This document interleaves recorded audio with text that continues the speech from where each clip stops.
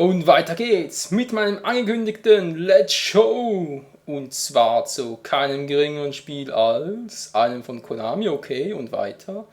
Komm schon ein bisschen schneller laden, ich will es vorstellen. Hallo? Geht doch.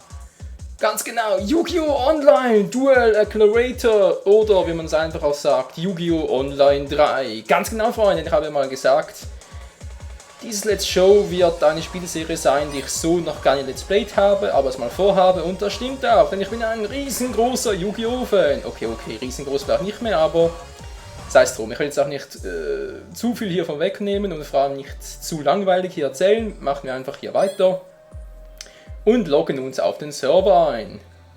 Ich will auch einmal ganz kurz, beziehungsweise gleich nachher alles erklären mit Online und so. Gut, ich habe immer noch mein altes Profil, sprich irgendwie der, SJ Michael, mein alter Username oder auch, sagen wir jetzt mal aktueller noch teilweise. Level 16, Team kann es mir, weil ich schon urlang nicht mehr gespielt habe, dazu gleich mehr. Titel Super Trialist, ich glaube das war damals noch ziemlich aktuell. Anzahl der Siege und Niederlagen, also die Bilanz kann es doch sehen lassen, Freunde. 865 Mal gewonnen und nur 412 Mal verloren. Ja, denn ich war zu Zeiten vor allem von Yu-Gi-Oh! Online 2 und so, war vor allem von Online 2, war ich noch sehr in der Materie vertieft, das vor allem hier bei Online und habe das teilweise so gesuchtet und so, dass ich da schon mal in der Top 10 der Schweizer Spieler war, also so schlecht war ich nicht. So, wenn wir gerade mal von so schlechten so sprechen, wie sieht es eigentlich mit dem Deck aus? Für diejenigen, die jetzt natürlich Yu-Gi-Oh! Kennen und so, muss ich das nicht weiter erläutern. Für diejenigen, die es nicht kennen, das Spiel, nach die Strategie dahinter nicht so, ich würde es gerne erklären, aber ganz ehrlich Leute, das würde locker einige Parts, also einige Videos selber füllen. Das geht einfach nicht, dass man so schnell nebenbei zu erklären, ich kann so einmal Andeutungen und so machen, aber erklären selbst das Spiel, das geht hier soweit nicht. Und lecker und Schöbli, was habe ich denn hier für ein Deck? Alter Schwede, okay, die Hälfte davon kann man gut gebrauchen, aber die andere Hälfte? Was machst du mit Angriffsgewinn am Deck? Hallo? Die Karte kannst du gar nicht gebrauchen. Okay, ich sehe gerade, ja stimmt, das war ja eine Zeit, wo ich da angefangen habe mit Sync-Monstern so zu spielen. Ah, du alter Scheiße. Hallo? Braucht ein bisschen lange zum Laden? Ja, jetzt geht's ja. Mir fällt da natürlich. Ich habe hier einen roten Oberdrachen drin, aber keinen Rotdrachen Erzunterwelt. Den brauche ich doch, um den hier zu spielen. Meine Fresse, hey. Okay, nein, brauchen wir noch nicht. Ja. Wie ihr seht, das Deck ist nicht sehr vollständig. Ich habe zwar alle 40 Karten, man braucht mindestens 40 Karten, um Yu-Gi-Oh! Spielen zu können, aber trotzdem, was ich hier gerade treibe, das ist ein bisschen crazy. Hier unten noch den Chaos-Hexer, den kenne ich noch gut. Aus meinen Anfängerzeiten, ja, da gab es noch ganz viel und so. Was ich vielleicht noch erwähnen sollte, ja, das muss ich glaube ich noch machen, es ist ja so, grundsätzlich darf man jede Karte 3-mal im Deck haben, grundsätzlich, es gibt aber auch Ausnahmen, und zwar solche, wie hier sehen könnt, die zum Beispiel eine 1 oder eine 2 haben. Es gibt nämlich auch eine Liste mit verbotenen Karten und limitierten, halblimitierten Karten. Sprich, das heißt einfach nur, dass man bestimmte Karten nicht spielen darf. Ich kann mal kurz zeigen, hier die ganz verboten und so, weil sie einfach zu mächtig sind. Hier zum Beispiel die unheilverkündende Schlange, lad mal bitte, gut, danke. Die wurde deshalb verboten, weil sie halt einfach immer wieder auf die Hand zurückkehrt, weil man sie durch einen Effekt auf den Friedhof wirft. Oder auch, sogar einfach nur so, ohne Effekt. Alter Schwede, ja. Weil man halt so immer eine Karte sich auf der Hand hat und so teilweise üble Kombos spielen könnte. Gibt es so Karten, die sind halt übermächtig und so wie Top Dagir zum Beispiel, kann man einfach mal so 2 Karten aus dem Deck ziehen. Einfach mal so 2 Karten ziehen, natürlich, je mehr Karten ihr auf der Hand habt, desto größer ist die Chance, dass ihr auch eine erfolgreiche Combo oder Strategie durchziehen könnt und auch gewinnen könnt. Bei Gegner zum Beispiel auch, ich meine, die Karte ist so mächtig, mit der könnt ihr alle Monster, die der Gegner beherrscht, einfach so zerstören. Aber ich sehe gerade, Schwarzes Loch ist nicht mehr verboten. WTF. Ja, Schwarzes Loch hat einen ähnlichen Effekt wie Raigeki, mit dem Unterschied, dass Schwarzes Loch auch die eigenen Karten, also die eigenen Monster zerstört. Kann allerdings mitunter auch effektiv sein. Naja.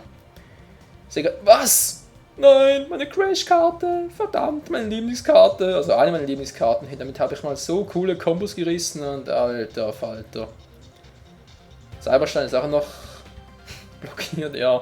Halt verboten, kein Wunder mit dem. Ja, da gab es mal eine Zeit, da hat man vor allem den blauäugigen Ultradrachen gerne mal gerufen mit diesem Cyberstein hier. Einfach mal kurz 5000 Lebenspunkte bezahlen. Ja, ist so ein Klacksend so.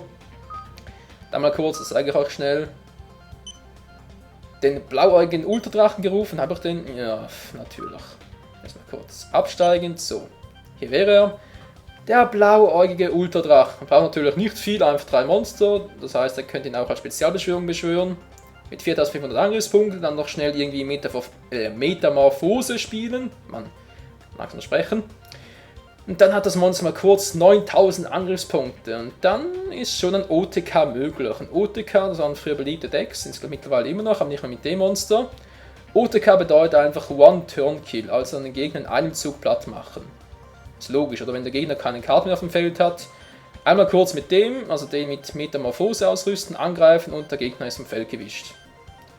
Weil ihr hatte nur 8000 Lebenspunkte, mit 9000 Angriffspunkten seid ihr ziemlich schnell im Arsch. Ja, da kann ich mich deshalb noch gut erinnern, weil ich die oftmals gut ausgekontert habe, entweder mit magischer Zylinder, um die Angriffe zurückzuwerfen, oder halt mit Kuribo. Eieiei, da kann man noch erinnern, hey, da haben die sich aufgeregt teilweise. Naja, ist auch kein Wunder, oder?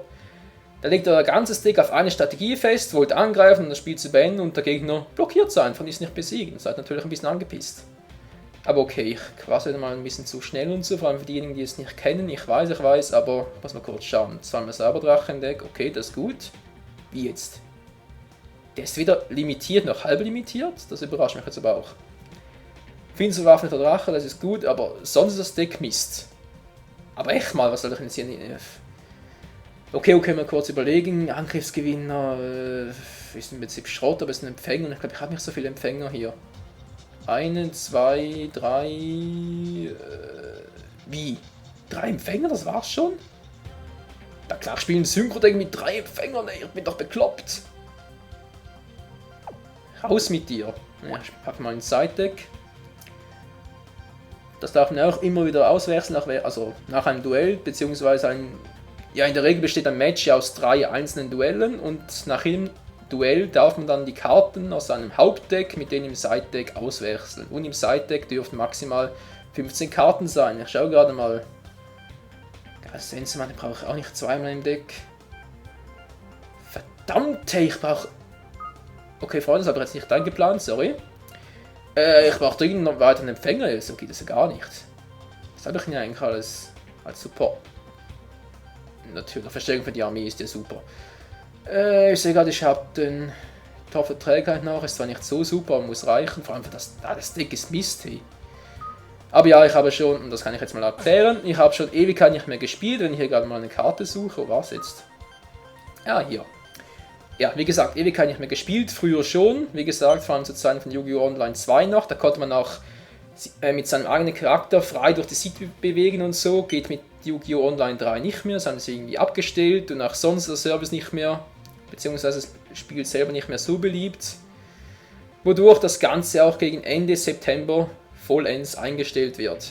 Schade, schade, was willst du machen? Sogar immer synchronisieren, ist zumindest ein Krieger. Ich habe den zwar nicht gerne zweimal im Deck drin, ganz ehrlich, aber ich kann ihn zumindest mit Verstärkung für die Armee, kann ich ihn noch schnell aus dem Deck holen, das ist nicht so übel. Was habe ich sonst noch? Sonst habe ich mir wieder Trümmerdrache. Sonst habe ich mehr oder weniger nur Mist, wollte ich gerade sagen. Ja.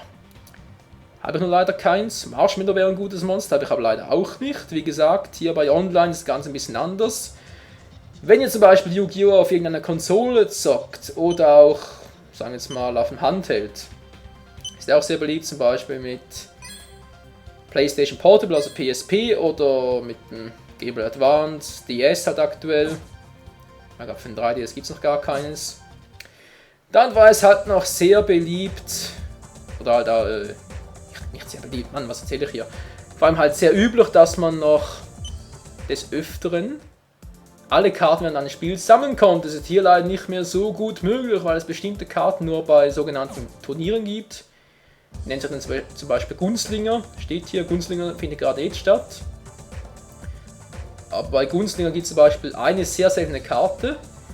Aber um die zu gewinnen, müsst ihr zum Beispiel 7 Mal hintereinander erfolgreich sein. Hey, natürlich, jedes Duell kostet einmal sogenannte Duellpunkte. Ja, das Spiel ist nicht ganz kostenfrei leider. Also das Spiel selber schon, und natürlich gibt ihr, ja, ihr seht es, Booster Pass, Punkt habe ich noch einen.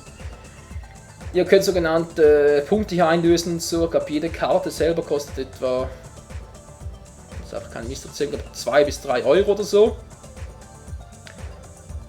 Und ja, dann bekommt ihr, soweit mir das noch ist, 30 Punkte sind es, genau.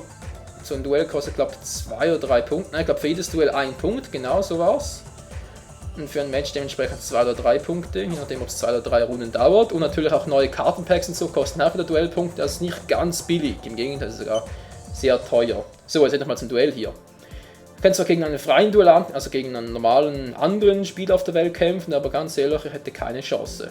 Deshalb zocken wir hier gegen NPCs. Wenn ihr als Beispiel Charaktere aus Yu-Gi-Oh!, Yu-Gi-Oh! GX oder auch aus Yu-Gi-Oh! 5Ds. Ich sehe gerade, gegen Jack Atlas kann ich nicht zocken. Ich glaube, ich muss zuerst ein paar Mal gegen UC gewonnen haben. Genau, aber ich will zuerst einmal gegen, kurz gucken. Ja, Athen. Also V-Man, ich Athen. Jetzt haben wir gezockt. Yugimoto. Oh, habe ich noch gar nicht. Wisst ihr was? Wir zocken erstmal gegen Yugi. So. Eines sollte ich noch erwähnen. Das ist ja mein erstes Let's Show, Let's Play, wie auch immer, von Yu-Gi-Oh! Und ich habe bisher noch niemals, oder ja, bisher noch nie, einen Part oder sonst ein Let's Play von einem Yu-Gi-Oh! Spiel gesehen. Das heißt, ich muss mir jetzt, oder will es natürlich auch, meinen eigenen Stil zurecht schustern. Und bei Yu-Gi-Oh! Habe ich doch einen recht eigensinnigen, will ich mal behaupten. Also genieße es einfach oder halt auch die Ohren zu, je nachdem. Und ja, fangen wir an. Ja, natürlich, was? Ich weiß, dass das Turnier selbst noch nicht begonnen hat, aber ich habe jetzt schon Show Indianer sagen verloren. Ja, was soll ich tun? Wir duellieren natürlich. Gott sei Dank, es geht sogar. So, wir können hier noch mal ein kurzes Deck austauschen, beziehungsweise halt mit dem Side-Deck tauschen. Könnte ich jetzt, will ich aber nicht, weil das Deck ist sowieso mies, egal ob ich jetzt nach hier tausche. Verdammt, Breaker kann ich noch nehmen. Ja, aber egal. Tut jetzt nicht zur Sache, wir fangen an, und zwar mit Schere, Stein, Papier. Wer darf anfangen, wird jetzt ausgelost. Beziehungsweise wer entscheidet, wer anfängt. Schere, ich nehme jetzt mal Papier. Na Yugi, was machst du? Oh Mann! Geht doch, gewonnen. Jetzt darf ich entscheiden, wer anfängt, ich oder Yugi. Ich sage mal, Yugi fängt an. Das Ganze zwar animiert, aber ganz ehrlich Leute, da hat mir Yu-Gi-Oh! Online 2 doch besser gefallen.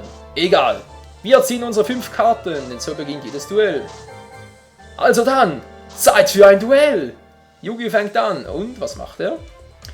Ich sehe mal meine Karten. Ach du, ja, obwohl es geht noch. Könnte auch schlimmer sein. Ja gut, setzen wir mal unseren Verteidigungsmodus. Währenddessen schaue ich mal kurz auf die Uhr. Was? Ich habe so viel Zeit zum Plaudern verschwendet. Oh mein Gott. Na gut, dafür muss ich das Video ein bisschen länger machen. Das bin ich auch schuldig. Alles klar, ich bin am Zug und ich ziehe. Und was ziehe ich? Ja. 2 verdeckte Karten. Jetzt am Schluss, ich kann den rufen. Den benutze ich mehr oder weniger nur zum Synchronisieren. Dafür ist es eigentlich noch recht gut. Ja, wisst ihr was? Ich rufe mal Max Krieger im Angriffsmodus. Da frage ich mich doch gerade, wieso habe ich den überhaupt im Deck? WTF. Gut, der aktiviert nichts, finde ich sehr gut. Alles klar, Kampfphase, Max Krieger, greift seine... Dankeschön. Dass man auch vorwärts geht hier. Max Krieger, greift seine verdeckte Karte an, Attacke mit... Ja, womit eigentlich? Mit seltsam geformtem Stab. Und da war die Walküre hinüber. Sorry, Yugi. Ja, der kommt auch noch, was mir aber nicht gerade sehr viel bringt. Ah, jetzt wird die Stufe runtergesenkt. Wäre natürlich super. Jetzt hat man noch Stufe 2 und ja.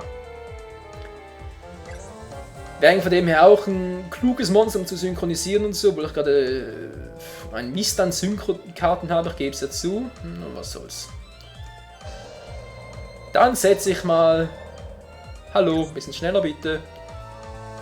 Dann setze ich 2 Karten verdeckt und beende meinen Zug. Du bist dran, Alter. Da bin ich mal gespannt. Natürlich bin ich immer gespannt, hey. Yu-Gi-Oh! Kann mitunter so spannend sein, scheiße. Obwohl. Das geht jetzt noch, außer würden eine zweite Valkyrie rufen, dann wäre ich im Arsch. Weil dann könnte ich keine von ihnen angreifen. Nee, noch nicht, das spare ich mir noch auf. Jetzt, aber nicht fürs schwarze Magiermeter. Natürlich, was? Oh nee. Hä? Magische Magie, was ist denn das für eine Karte? Jedes Mal, wenn einem Zauberer wird, oh! Ist so einzeln, okay. Oh, Kacke!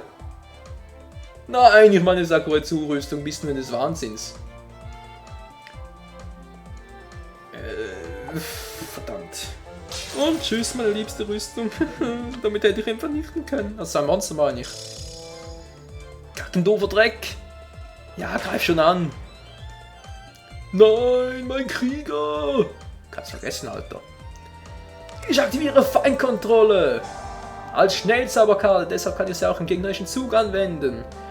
So, welchen Effekt? Ich übernehme die Kontrolle, nö. Und die Kampfposition. Kontrolle übernehmen wäre zwar was Feines, dummerweise geht das aber nur bis Ende des aktuellen Zuges. Das ist natürlich ein bisschen zu kurz, wie jetzt. Was? Nein, er negiert meinen Effekt. Also er negiert den Effekt.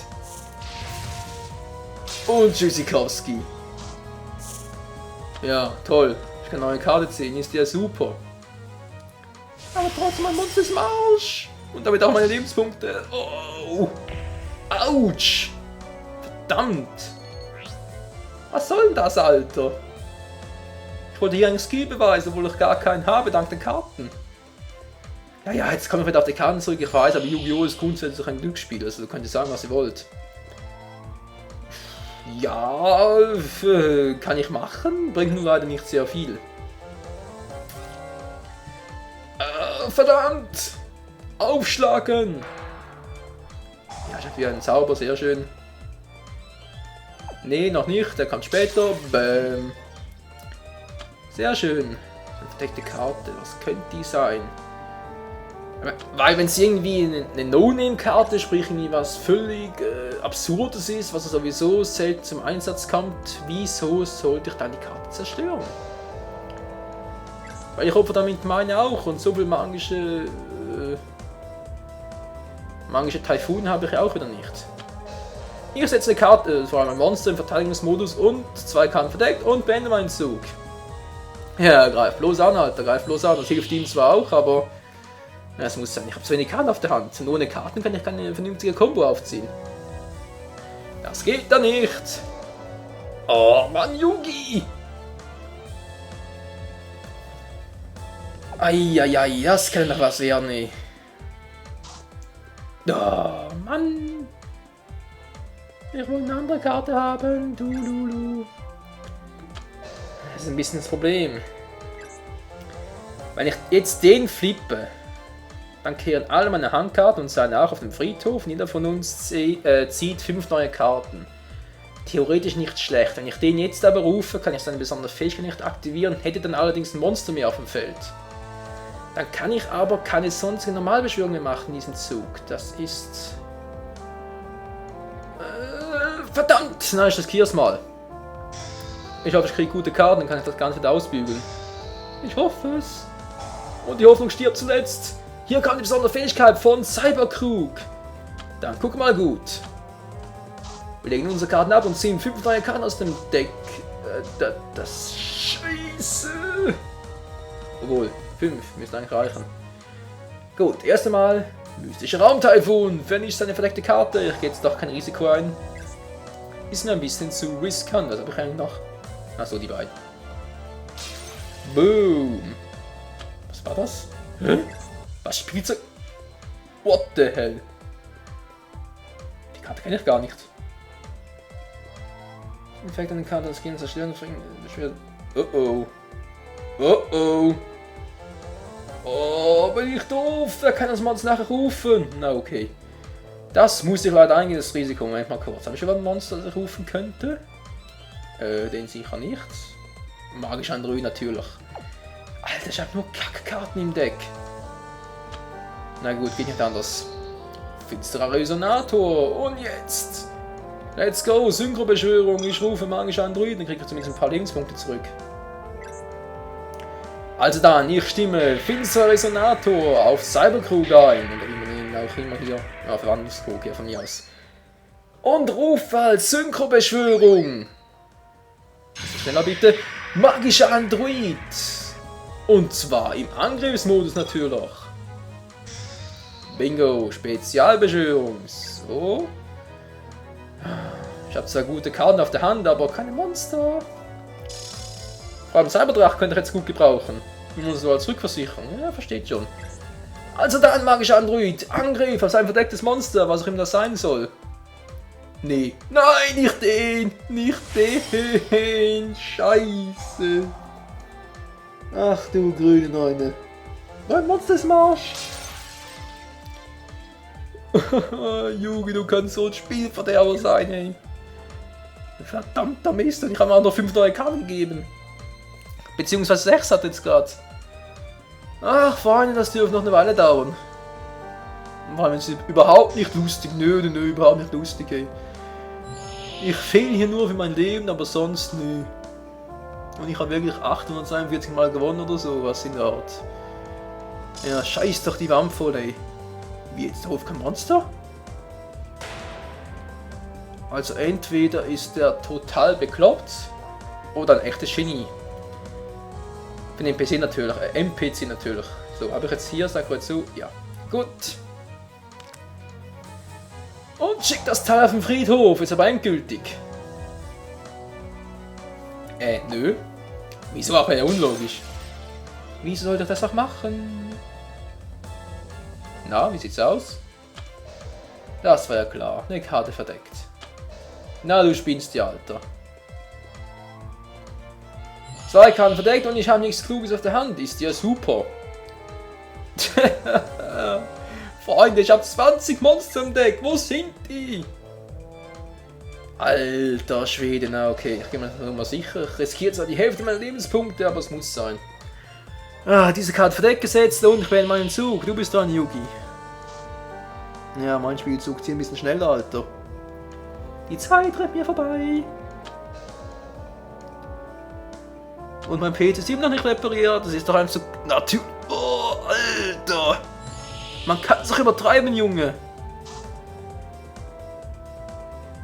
Mein Deck will mich verarschen. Jetzt aber endgültig, hey. Mann, ich hab doch Geist. Ey, ich hab halt alle Zauberkarten auf der Hand, die ich überhaupt habe. Gibt's ja wohl nicht. Die Krönung wäre ja, wenn im nächsten Zug irgendwie der finstere bewaffnete Drache kommen würde. Vor allem, weil ich gerade noch nicht 3 finsteres Monster auf dem Friedhof habe. Das wäre natürlich die Krönung. Die Krönung des ganzen jetzt kriege ich Kreaturentausch. Ich habe doch gar kein Monster. Hallo, Deck. Verarschen ich mich auch selber. Wie oft habe ich jetzt schon den Zug... Ja, ich weiß, es ist langweilig, Freunde. Ich weiß es doch auch. Aber was soll ich machen? Mein Deck ist für den aktuellen Standpunkt einfach nur kackendoof. Okay, ich hätte zwar die Bandlist... Endlich kriege ich mal eine Karte. Ich hätte zwar die Bandlist, also sprich die Liste, die bestimmt welche Karten verbunden sind und so, hätte ich zwar ausmachen können. Könnte ich auch verbotene Karten nutzen. Wäre auch eine Variante gewesen, hätte ich aber ein übelst starkes Deck gehabt. Das wäre ein bisschen... Ja, sehr fies gewesen. Aber gut. Ich bin in meinen Zug. Schon wieder. Tja. Ja, und sonst, wie geht's auch so? Hat ihr einen schönen Tag? Ist schön sonnig da? Ihr wart in der Schule, bei der Arbeit. Ich hoffe, ihr hattet sehr viel Spaß. Und was ich sowieso mal fragen wollte und komplett vergessen habe, der Trotz blockiert seine ganze Zeit auf Fallenkranzone. Nee, das wollte ich nicht sagen. Ich wollte eigentlich fragen, wie sieht es eigentlich mit euch aus? Zockt ihr auch Yu-Gi-Oh? Habt ihr mal Yu-Gi-Oh gezockt? Wie steht ihr eigentlich zu dem Spiel allgemein? Endlich mal eine Karte, wo ich auch eine Combo machen kann. Muss aber aufpassen, er hat 5 verdeckte Karten. Hey, der spinnt doch. Genau das habe ich gemeint, hey. Ich werde es bereuen, Freunde. Ich werde sowas von bereuen, aber ich muss es machen. Feierliches Urteil, negier seinen Effekt. Ich krieg zwar... Ja, ihr seht es gleich. Es kostet mich die Hälfte meiner Lebenspunkte. Wehe, du machst einen... Nein, er macht eine Kette. Ich krieg die Kotze. Jetzt negiert er meinen Effekt. Ich krieg zwar eine neue Karte wegen seiner Karte. Ich krieg eine neue Karte wegen seiner Karte. Ist ja super, dafür zerstört alle Monster auf dem Feld. Yugi, du kotzt mich an, Alter. Sag mal ganz ehrlich, toll, ich kann keine Kacken doof. Und was bringt es, wenn ich die Karte spiele? Bringt überhaupt nichts. Ach, Yugilein, du altes Schwein, was mache ich bloß mit dir? Ich setze eine Karte verdeckt und beende den Zug.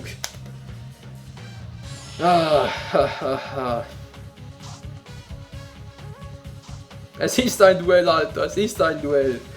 Und dann nicht so einfach, wie ich es mir vorgestellt hatte. Das war in der Testaufnahme lief es besser. Definitiv. Da habe ich zwar gegen den Schäden gezockt, aber trotzdem. Es war ein bisschen spannender. So, was kriege ich diesmal? Eine weitere Riesenpartie ist natürlich toll, was natürlich super viel bringt, Mann! Kackendoof, schwerer Sturm, vernichte alle Zauber fangen kann auf dem Feld. Jetzt aber richtig.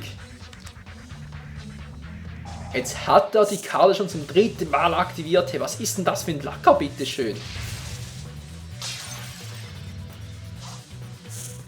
Was? Oho, na guck mal an. Schnellziehsynchron, den kann ich noch gebrauchen. Wieso? Dazu komme ich später. Jetzt aber zuerst mal mystische Tomate, muss die Fallenkarte wegbringen. Okay, er denkt nach, war aber relativ kurz. Mit seinen paar grauen Gehirnzellen. Nee, Scherz. Mystische Tomate, direkter Angriff auf Yugis Lebenspunkte. Mit irgendwie mystischem Tomatengriff, was auch immer. Mystischem Tomatenbiss natürlich. Du spinnst ja wohl, oder? Der entfernt mein Monster aus dem Spiel. Ne, Moment mal. Bin ich blöd oder bin ich blöd? Okay, okay. Kein Kommentar auf diese Aussage. Das kann er vergessen. Ich schütze mein Monster, ich bringe zwar einen Verteidigungsmodus, aber es wird nicht Wehe, Alter. Geht doch. Ich dachte gerade wieder mal eine Karte blocken. Aber nee, kann er nicht. So. Ja, war sehr spannend. Er hat ihm noch alle seine 8000 Lebenspunkte und ich bin auf 3050. Das ist natürlich sehr fair, wie es gerade aussieht. Ich setze noch eine Karte verdeckt, weil es so schön war. Und beende meinen Zug. Weil es eben so schön war. So, Yugi, was machst denn du, Alter? Lass mal sehen, lass mal sehen. Toll. Ja, nichts Neues. Er bleibt bei seiner Strategie. Uns zu langweilen. Ist ja super, Mensch. Oh, die Lichtschwerter. Auch nicht übel, aber erstmal will ich gucken, was er da für eine verdeckte Karte hat. Und deshalb gehe ich jetzt ein kleines Risiko ein. Aber was wäre Yu-Gi-Oh! Ohne Risiko? Ich spiele Kreaturentausch. Und damit kann ich mein Monster mit seinem tauschen. Wenn alles so aufgeht, wie ich es hoffe, dann erlebt er gleich etwas ganz Grandioses. Ach so. Das ist ja... Schweigsamer Magier.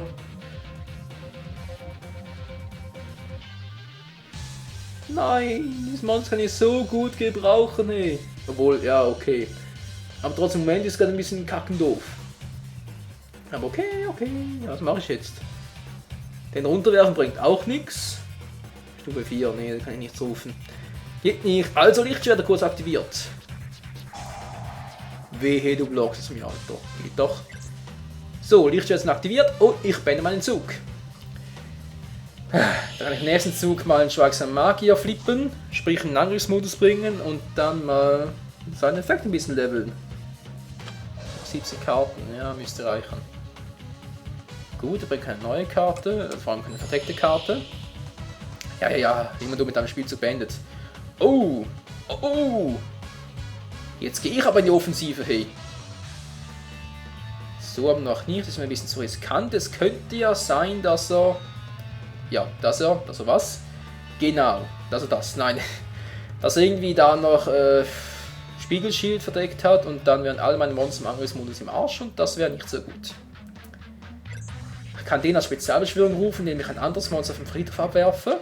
Das mache ich jetzt auch. Und rufe Schnellziehsynchron im Verteidigungsmodus, um auf Nummer sicher zu gehen.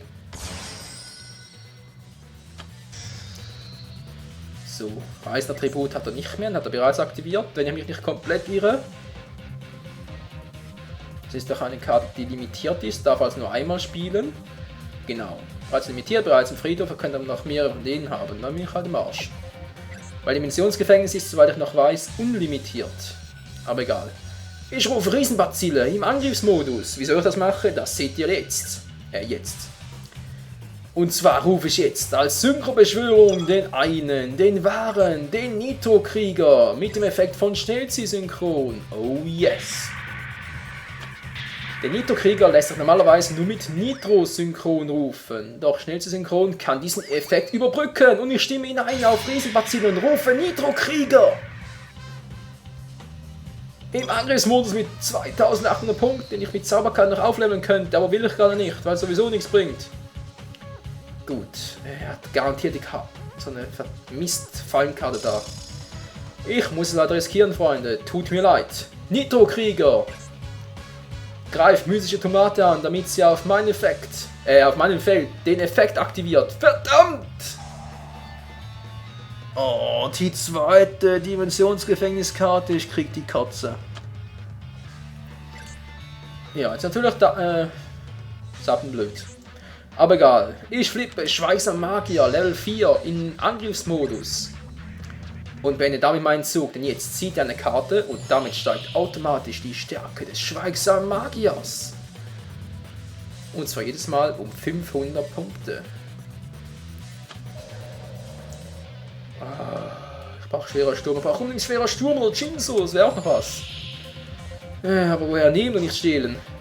Natürlich, jetzt kann ich mit reißender Tribute, ich krieg die Katze. Die Katze. So. Schweigsamer Magier, ich weiß. Ich kann es eigentlich vergessen, es klappt eh nicht, aber ich muss euch doch was bieten und die ganze Zeit zu spät. Natürlich bringt er die Karte, ich krieg die Kretze. Hey, der hat jetzt in alle Fallenkarten gespielt, die er überhaupt hat. Oder wie viel hat er eigentlich schon? 1, 2, 3, 4, 5, 6, 7. 7 Fallenkarten. Es dürften mittlerweile alle sein, die am Deck hatte. Toll, was mache ich jetzt? Mischen, das. Ja. Bringt's ja sehr. Ich setze eine Karte verdeckt, Yugi. Und beende meinen Zug. Der Arsch hat ihm noch alle Lebenspunkte, hey. Mann. Ich krieg den nie auf 0. Und zwar im Überfluss hat ihm noch mein Monster, wohlgemerkt. Ja, ich warte noch ein bisschen, weil ich kann nachher sowieso ein schwarzes Loch aktivieren. Und alle Monster auf dem Feld natürlich mit seinem, oder vor allem seine, zu vernichten. Ja, grinst nur. Jetzt habe ich auch, ja, langsam habe ich alle Zauberkarten im Deck gezogen. Ich beende meinen Zug, bringt eh nichts. Jetzt startet er die große Angriffsflut, ich werde sie zurückschlagen und das Ganze beginnt von neuem. Ist ein super spannendes Duell, Freunde, wirklich, muss ich schon sagen.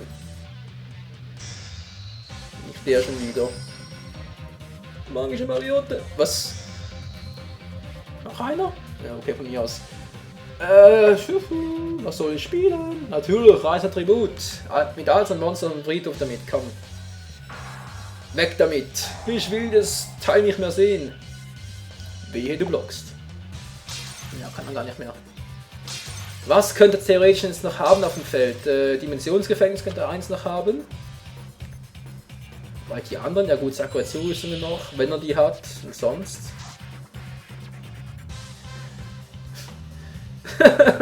Ich krieg jetzt Jinzo, ey. Ich krieg die Kretze, ey. Wieso krieg ich jetzt Jinzo? Der hat Stufe 6, dafür muss ich ein Monster opfern, um den zu rufen. Alter Falter, wo ist die Gehirnkontrolle? Ja, diese Gebaren stimmt ja. Monster-Animation habe ich auch bereits verbraucht, ja. Mir gehen die Karten aus, Freunde. Ja, Verstärkung für die Armee, endlich mal etwas mit ein bisschen Speed hier. Also nicht Speed im Sinne von Drogen und so, sondern mit ein bisschen mehr Geschwindigkeit, Power. Was habe ich eigentlich noch im Deck? Habe ich überhaupt noch was? Ja, ich habe noch was. Plünderer Captain und Gerümpelsynchronisierer. Why not? Vielleicht habe ich noch ein passendes Monster im Friedhof. Ich kann es nur hoffen. Gerümpelsynchronisierer im Angriffsmodus. Und damit wird seine besondere Fähigkeit aktiviert. Hoffe ich zumindest. Kann ich was rufen? Habe ich was auf dem Friedhof? Und wie ich was habe. Ich rufe Riesenbazille. Denn dieser gute Kerl namens Gerümpelsynchronisierer kann einfach mal so, wenn er gerufen wird, ein Level 2 oder Level 1 Monster vom Friedhof rufen. Ja, könnte ich jetzt machen, dann wisst ihr was, ich mach's nicht. Ich rufe jetzt nicht Gerümpelkrieger. Weil der blockt mir sowieso wieder einen Angriff. Ich kenne doch den mittlerweile. Gerümpelsynchronisierer, direkter Angriff, klappt's. Es klappt sogar! Er kriegt den ersten Schaden, ich werde bekloppt. Vielleicht schaffst du doch noch unter 40 Minuten. Wieso hat jetzt nicht... Ja, ist mir egal. Ist mir egal. Ich habe soweit alles. Den ersten Zug rufe ich Jinzo und dann beende ich das Duell mal. Aber Zeit, hey, verdammt. Yugi, du verdammter Lacker, hey. Vor allem du verdammter Zeitschinder und ich fluche ein bisschen viel, ja. Das war schon, fast schon so schlimm wie bei Kai und das sollte nicht sein. So, wir beenden den Zug. Sehr schön. Jetzt bin ich mal wieder dran. Auf ein neues. Ich bin am Zug und ich ziehe. Oh yes. Genau die Karte, die ich jetzt gebraucht habe. Topf der Trägheit und damit bringen wir endlich mal wieder ein bisschen Schwung in die Partie. Bingo. Denn mit Topf der Trägheit kann ich bis zu 5 Monster im Friedhof auswählen. Diese zurück ins Deck packen und damit beginnt die ganze Luzi aufs Neue. Erst einmal Verwandlungsdruck, mit ein bisschen Speed. Dann den hier, weil es mir gerade so gut gefällt. Ich habe Speed gesagt, dann dürfen die beiden auch nicht fehlen. Und natürlich noch was zum Moment mal. Doch. Was zum Synchronisieren. Bingo! Diese 5 Monster kehren zurück in mein Deck. Dann mische ich und ziehe 2 neue Karten. Ein guter Satz, ich finde, für einen Topf der Gier. 5 Karten, die ich wieder gebrauchen kann. Zurück ins Deck. Jetzt habe ich wieder 5 Karten mehr. Und vor allem mehr Karten als Yugi. Und ziehe 2 Karten, womit ich wieder weniger habe als er, aber ist ja auch egal. Ja, wo war ich stehen geblieben? Genau, ich wollte Jinzo rufen. Dann opfer ich mal Jinzo. Und zwar will ich jetzt... Moment mal. Stimmt, ich kann seinen Effekt gar nicht mehr aktivieren. Wenn ich mit Gerümpel synchronisiere ein Monster vom Friedhof zurückhole, kann ich dessen Fähigkeit nicht mehr einsetzen. Das heißt, es wäre blöd, den auf dem Feld zu belassen, also opfere ich den.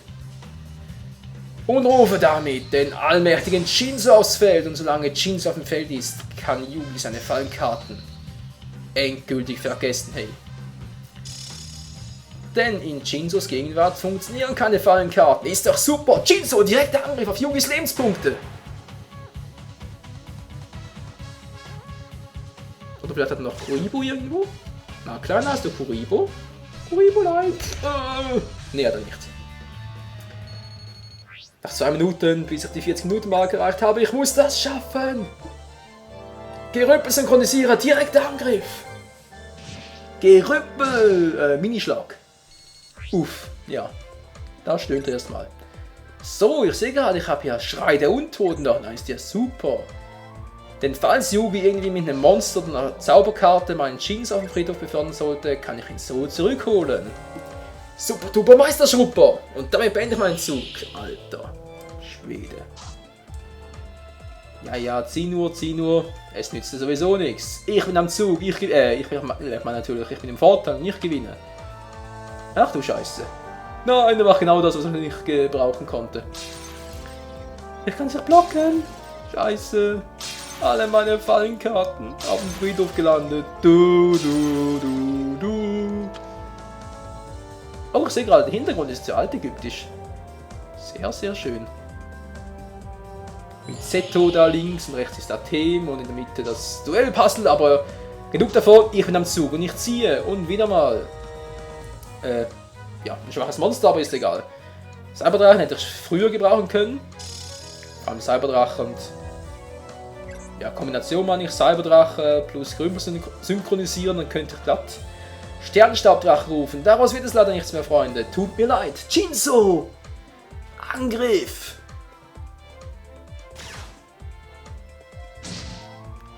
Boom! Und mit Gerümpelsynchronisierer beende ich diese Scheiße endlich. In unter 40 Minuten. Geht doch. Und? Blockt das? Nee, er blockt's nicht. Das war's. Yugi ist besiegt. Gott sei Dank. Und ich hab gewonnen. Yeah. Ja, Freunde, sorry, dass es so lange gedauert hat. Ich wollte eigentlich 2 Duelle in diesem Part packen, in dieses Late Show, aber sowohl Yugi als auch meine Wenigkeit von Quasselstrippe zu Beginn des Parts hat es mir leider versaut. Sorry dafür. Ich habe verloren? Es gab nichts, was ich hätte tun können. Ich konnte einfach keinen Weg finden, das Duell noch umzureißen. Ja, sorry Yugi, sorry, ist leider so. Ja, wie gesagt, eigentlich wollte ich noch gegen Yami Yugi antreten und auch gegen Yusei, vielleicht auch noch gegen Jaden. Aber daraus ist leider nichts mehr, weil der Part ist bereits 40 Minuten lang. Außer natürlich, ihr wollt nochmal, dass ich hier zocke, dann könnte ich eventuell auch ein Let's Play noch davon machen. Von Yu-Gi-Oh! Online 3, solange es das noch gibt, weil wie gesagt, Ende September wird der Service eingestellt und dann ist nichts mehr mit Zocken hier auf dem Server. Leider, aber andererseits, naja, ist ja halt auch eine teure Angelegenheit und offenbar rendiert es sich nicht mehr so sehr wie auch schon. So, an dieser Stelle war es das mit diesem Let's Show. Ich hoffe, es hat auch trotz den ganzen Fails und so und der Langeweile trotz allem gefallen. Und ja, damit würde ich mal sagen, wenn ich an dieser Stelle, was ich aber noch kurz erwähnen sollte, ist, wie findet ihr, war mein Let's Play-Stil jetzt im Sinne von Yu-Gi-Oh! War ein bisschen anders, war jetzt der gut soweit, kann ich den wiederbringen, falls mein Yu-Gi-Oh! Let's Play geben sollte. Wie gesagt, ich an meiner Stelle würde gerne mein Yu-Gi-Oh! Spiel Let's Playen, sei es jetzt Online 3 oder sei es irgendwie ein anderes Spiel, könnt ihr mir gerne mal Vorschläge bringen. Und vor allem, wollt ihr überhaupt, dass ich ein Yu-Gi-Oh! Spiel Let's Playe? Das ist natürlich auch eine interessante Frage. Schreibt es mir doch bitte in die Kommentare. Und in diesem Sinne, vielen Dank wieder fürs Zusehen und bis zum nächsten Mal. Ciao zusammen. Juhu! Es ist Zeit für ein Duell.